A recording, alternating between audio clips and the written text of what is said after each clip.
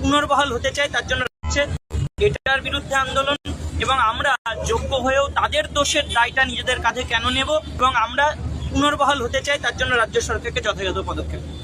মুহূর্তে আপনাদের আন্দোলনের স্ট্যান্ডটা দেখুন, আমরা আজকে সমস্ত জেলার যে ডিআই অফিসগুলো রয়েছে সেখানে অভিযান করছি।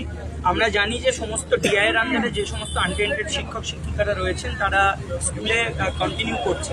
আমরা এসএসসির কাছে বারবার বার্তা দিয়েছি যে আনটেন্টেড টিচারদের একটা সার্টিফাইড লিস্ট সেটা প্রকাশ করা হোক। তো সেই জায়গায় গিয়ে আজকে ডিআইদের মাধ্যমে আমরা শিক্ষামন্ত্রীর কাছে বা এসএসসি চেয়ারম্যানের কাছে সেই বার্তাটা দিতে চাইছি যে আপনারা সার্টিফাইড লিস্ট প্রকাশ করুন এবং অবিলম্বে ওএমআর প্রকাশের মাধ্যমে রিপ্যানেলের দাবি তুলুন। এবং এই যে একটা পরীক্ষা নামের যে প্রহসন রাজ্য সরকার চাইছে সমস্তটা ধামাচাপা দিয়ে দিতে, সেটার বিরুদ্ধে আমাদের আন্দোলন। আমরা চাইছি আইনি পদক্ষেপগুলো যথাযথভাবে নেওয়া হোক, রিভিউয়ের মাধ্যমে পুনর্বহালের চেষ্টা করা হোক। শুধুমাত্র একটা পরীক্ষা নিয়ে সমস্ত কিছুকে ধামাচাপা দিয়ে দেবো, দুর্নীতিটাকে ধামাচাপা দিয়ে দেবো, এই যে পরিকল্পনা, এটা রাজ্য সরকারকে অবিলম্বে প্রত্যাহার করতে হবে। রিভিউয়ের মাধ্যমে রিপ্যানেলের দাবি রেখে ওএমআর প্রকাশের মাধ্যমে সার্টিফাইড আনটেন্টেড লিস্ট প্রকাশের মাধ্যমে আমাদের পুনর্বহাল করার যথাযথ প্রচেষ্টা, এবং সেটা সফল করতেই হবে রাজ্য সরকারকে। কারণ আজকে সমস্ত দুর্নীতির দায় রাজ্য সরকারের, আমাদের চাকরি চলে যাওয়ার জন্য রাজ্য সরকারই দায়ী, এবং অবশ্যই আমরা সুপ্রিম কোর্টেও সঠিক বিচার পাইনি। তাই বিচার ব্যবস্থার কাছে আমাদের আবেদন যে পুনর্বিবেচনা করা হোক এবং রাজ্য সরকারকে যথাযথ পদক্ষেপ নিতে হবে, পুনর্বহাল যে কোনো মূল্যে। আমরা রাস্তায় ছিলাম, রাস্তায় আছি এবং রাস্তাতেই থাকবো।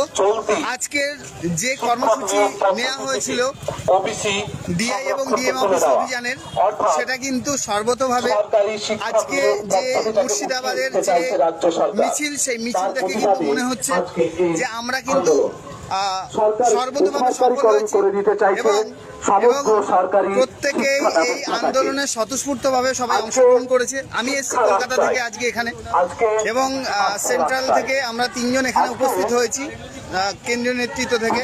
মেহবুব আছে, চিন্ময় আছে, এবং আমরা এখানে এই জন্যই এসেছিলাম যে যাতে এই আন্দোলনটা একদম এই যেটা আজকে যে ডাকা আন্দোলনটা যেন সফল হয়, এবং সেটা সফল হয়েছে। কারণ এই যে বিপুল পরিমাণে ভিড় দেখছেন, এই বিপুল পরিমাণে ভিড়, এটা আমাদের যে প্রতিবাদের ভাষাকে আরও অনেক সংগঠিত করেছে, এবং আগামী দিনে আমরা আরও যে আমাদের দাবিগুলো আছে সেই দাবিগুলো হয়তো আরও জোরালোভাবে আমরা সামনে রাখতে পারবো। আমরা চাইছি যে আমরা যে দাবিগুলো রেখেছি রাজ্য সরকারের কাছে, কমিশনের কাছে, সেই দাবিগুলো যেন যথাযথভাবে পূরণ করা হয়।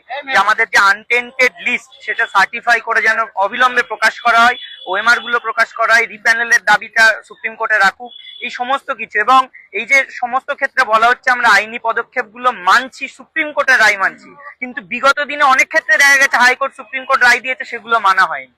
তাহলে শুধুমাত্র একটা পরীক্ষা নিয়ে সবকিছুকে ধামাচাপা দেওয়ার যে প্রচেষ্টা রাজ্য সরকার করছে, এটার বিরুদ্ধে আন্দোলন, এবং আমরা যোগ্য হয়েও তাদের দোষের দায়টা নিজেদের কাঁধে কেন নেব, এবং আমরা পুনর্বহাল হতে চাই তার জন্য রাজ্য সরকারকে যথাযথ পদক্ষেপ নিতে হবে। মুহূর্তে আপনাদের আন্দোলনের স্ট্যান্ডটা কি? দেখুন, আমরা আজকে যে সমস্ত জেলার যে ডিআই অফিসগুলো রয়েছে সেখানে অভিযান করছি। আমরা জানি যে সমস্ত ডিআইয়ের আন্ডারে যে সমস্ত আনটেন্টেড শিক্ষক শিক্ষিকারা রয়েছেন তারা স্কুলে কন্টিনিউ করছেন। আমরা এসএসসির কাছে বারবার বার্তা দিয়েছি যে আনটেন্টেড টিচারদের একটা সার্টিফাইড লিস্ট সেটা প্রকাশ করা হোক। তো সেই জায়গায় গিয়ে আজকে ডিআইদের মাধ্যমে আমরা শিক্ষামন্ত্রীর কাছে বা এসএসসি চেয়ারম্যানের কাছে সেই বার্তাটা দিতে চাইছি যে আপনারা সার্টিফাইড লিস্টটা প্রকাশ করুন এবং অবিলম্বে ওএমআর প্রকাশের মাধ্যমে রিপ্যানেলের দাবি তুলুন। এবং এই যে একটা পরীক্ষা নামের যে প্রহসন রাজ্য সরকার চাইছে সমস্তটা ধামাচাপা দিয়ে দিতে, সেটার বিরুদ্ধে আমাদের আন্দোলন।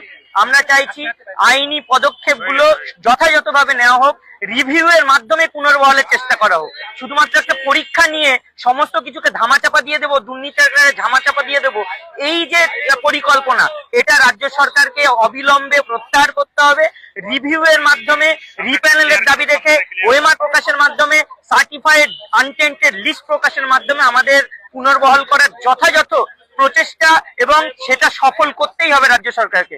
কারণ আজকের সমস্ত দুর্নীতির দায় রাজ্য সরকারের, আমাদের চাকরি চলে যাওয়ার জন্য রাজ্য সরকারই দায়ী, এবং অবশ্যই আমরা সুপ্রিম কোর্টেও সঠিক বিচার পাইনি। তাই বিচার ব্যবস্থার কাছে আমাদের আবেদন যে পুনর্বিবেচনা করা হোক এবং রাজ্য সরকারকে যথাযথ পদক্ষেপ নিতে হবে, পুনর্বহাল যে কোনো মূল্যেই করতে হবে।